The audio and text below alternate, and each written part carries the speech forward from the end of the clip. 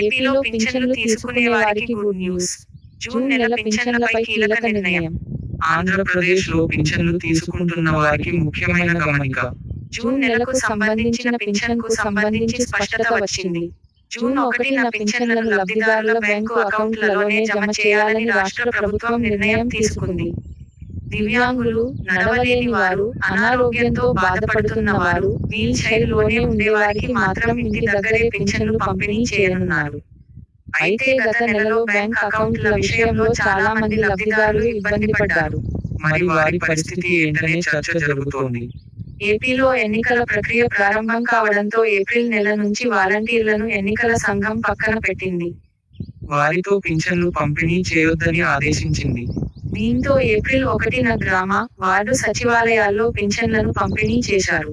మే నెలలో లబ్ధిదారుల బ్యాంకు ఖాతాల్లో డబ్బుల్ని జమ చేశారు.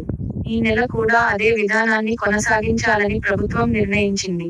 అయితే ప్రతిపక్షాలు మాత్రం పింఛన్లను గ్రామ, వార్డు సచివాలయ ఉద్యోగుల ద్వారా ఇంటింటికి పంపిణీ చేయాలని డిమాండ్ చేస్తున్నాయి.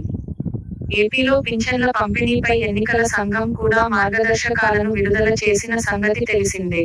ఏప్రిల్ నెలలో ఆదేశాల ప్రకారం గ్రామ, వార్డు సచివాలయాల దగ్గర పింఛన్లు పంపిణీ చేయాలని సూచించింది. దివ్యాంగులు, అనారోగ్యంతో బాధపడేవారు, నడవలేని వారికి ఇంటి దగ్గరే పంపిణీ చేయాలని తెలిపింది.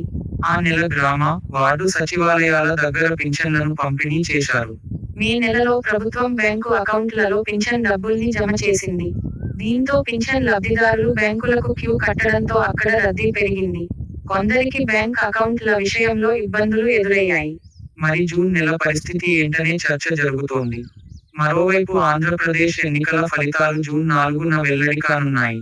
జూలై నెల నుంచి అధికారం చేపట్టబోయే ప్రభుత్వం పింఛన్లను పంపిణీ చేయనుంది. వైఎస్ఆర్సీపీ తాము అధికారంలోకి రావడం ఖాయమని, మళ్లీ వాలంటీర్లతో ఇంటింటికి పింఛన్లు పంపిణీ చేస్తామని చెబుతోంది. అటు టీడీపీ కూటమి తాము ఇచ్చిన హామీ ప్రకారం జూలై నెల నుంచి పింఛన్ను 3,000 రూపాయలు నుంచి 4,000కు పెంచి ఇంటింటికి పంపిణీ చేస్తామంటోంది.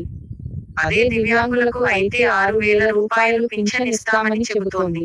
అంతేకాదు పెంచిన పింఛన్ ఏప్రిల్ నెల నుంచి ఇస్తామని, జూలై నెలకు సంబంధించి 4,000 రూపాయలు, 3 నెలలకు సంబంధించి పెంచిన పింఛన్లు 1,000 కలిపి 7,000 రూపాయలు ఇస్తామని చెబుతుంది. జూన్ 4న ఏ పార్టీ అధికారంలోకి వస్తుంది అనేది తేలనుంది.